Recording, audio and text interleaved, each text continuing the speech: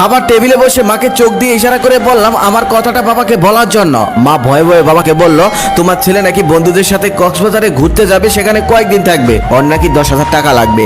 বাবা আমার দিকে তাকিয়ে বলল, কবে যাবে? আমি বললাম 5 দিন পর। বাবা তখন বলল, আচ্ছা ঠিক আছে, আমি 3 দিনের জন্য একটা কাজে বাইরে যাব, এই 3 দিন তুই একটু দোকানে বস, আমি ফিরে এসে তোকে টাকা দেই। আমি খুশি হয়ে বললাম, আচ্ছা ঠিক আছে, কোনো সমস্যা নেই, এই 3 দিন আমি দোকানে বসবো, তুমি তোমার কাজ সেরে আসো। পরের দিন আমি সকালে দোকানে চলে গেলাম। আমাদের ছোট্ট একটি দোকান আছে, কাপড়ের দোকান, সেখানে 2 জন কর্মচারীও আছে। আগে অনেকবার দোকানে গিয়েছি, তবে কখনোই দোকানে বসা হয়নি। দোকানে আমার এই প্রথম বসা। দোকানে আমার কাজ হলো কোন মাল কত টাকা দিয়ে কেনা আর কত টাকা বিক্রি করা সেটা লিখে রাখা, আর কাস্টমার আসলে কাপড় দেখানো। তারপর সেই কর্মচারীরা আমাকে কাজকর্ম বুঝিয়ে দিচ্ছিল। ঠিক সেই সময় সকাল সকাল একজন কাস্টমার আসলো, সে এসে 20-25টা শার্ট দেখলো, তবে একটাও তার পছন্দ হলো না।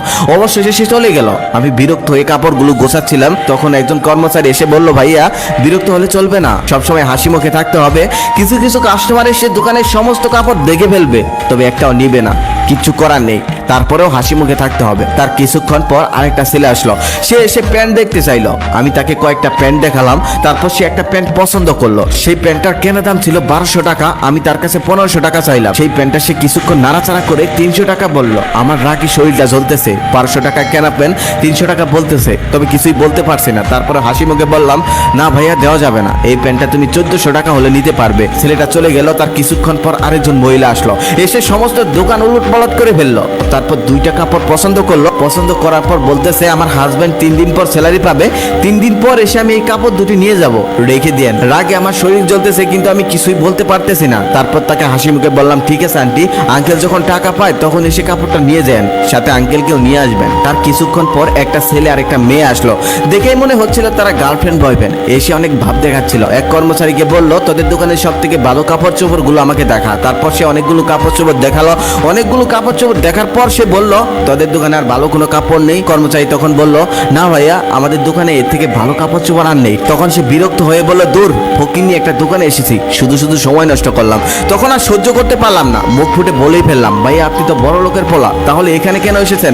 আপনি তো যাবেন যমুনা ফিউচার পার্ক কিংবা বসুন্ধরা সিটিতে, এখানে এসে কেন সময় নষ্ট করছিলেন? তখন আমাদের দুজনের মধ্যে কথা কাটাকাটি হচ্ছিল। ঠিক সেই সময় আমাদের এক কর্মচারী তার কাছে মাপ চেয়ে বলল, ভাইয়া প্লিজ আপনি চলে যান। তারপর ছেলেটা চলে গেল। তারপর কর্মচারী আমাকে এসে বলল, ভাইয়া এমনটা করা যাবে না, আমরা দোকানদার, আপনি তো প্রথম এসেছেন তাই জানেন না, প্রতিদিন কত রকমের কাস্টমার আসে, কত মানুষ কত কথা বলে, সেগুলো আমাদের সহ্য করতে হয়, হজম করে নিতে হয়, শুনেও না শোনার ভান করতে হয়, কিছু করার নেই, আমরা দোকানদার। ওই যে কথায় আছে না, খদ্দের লক্ষ্মী দোকানদার পেঁচা। তারপর সারাদিন দোকান করে আমি একটা হিসাব করে দেখলাম, সমস্ত খরচ বাদ দিয়ে আমি মাত্র ইনকাম করেছি মাত্র 800 টাকা। এভাবেই 3 দিন দোকান করলাম। 3 দিন দোকান করার পর হিসাব করে দেখলাম 3 দিনের সমস্ত খরচ বাদ দিয়ে আমি মাত্র ইনকাম করেছি 5000 টাকারও কম। আবার এই 3 দিনে আমি যে কষ্টটা করেছি, আমার জীবনে আমি এত কষ্ট করিনি, এত মানুষের কথা শুনিনি, কখনোই এত মানুষ আমাকে অবহেলা করতে পারেনি। তারপর সে রাতে আমি ঘরে শুয়ে শুয়ে মোবাইল টিপছিলাম। ঠিক সেই সময় বাবা আমার পাশে এসে বলল, এই নিয়ে তো 10,000 টাকা। আমি তখন বাবাকে বললাম, বাবা কিসের টাকা? তখন বাবা আমাকে বলল, কেন,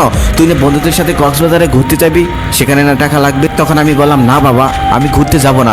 যে আমি 3 দিনে 5000 টাকাও ইনকাম করতে পারলাম না, সেই আমি কক্সবাজারে গিয়ে 2 দিনে 10,000 টাকা ভাঙার ক্ষমতা রাখি না। আমাদের মতো মধ্যবিত্ত ফ্যামিলিদের এসব মানায় না। তখন বাবা বলতেছে, তোর তো পণ্ডিতি করতে হবে না, বন্ধুরা যাচ্ছে তুইও যা, সমুদ্রের বিশালতা দেখলে নিজের মনটাও বিশাল হয়ে যায়। তখন আমি বাবাকে বললাম, বাবা বিশালতা দেখার জন্য সমুদ্রের পাড়ে যেতে হয় না, বাবার চোখের দিকে তাকালেই হয়। তারপর আমি কক্সবাজার যাওয়াটা ক্যান্সেল করে দিলাম। রাতে খাবার টেবিলে বসে বাবাকে বলছিলাম, বাবা দোকানে 2 জন কর্মচারী রাখার কোনো দরকার নেই, কাল থেকে আমি দোকানে বসবো, একজন হলেই হবে। তার একটু পর বাবা মাকে বলতেছে, আজকে তরকারিতে এত ঝাল দিয়েছো কেন?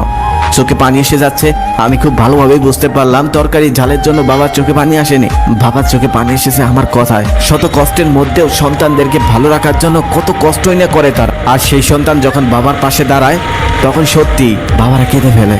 এই কান্না দুঃখের কান্না নয়,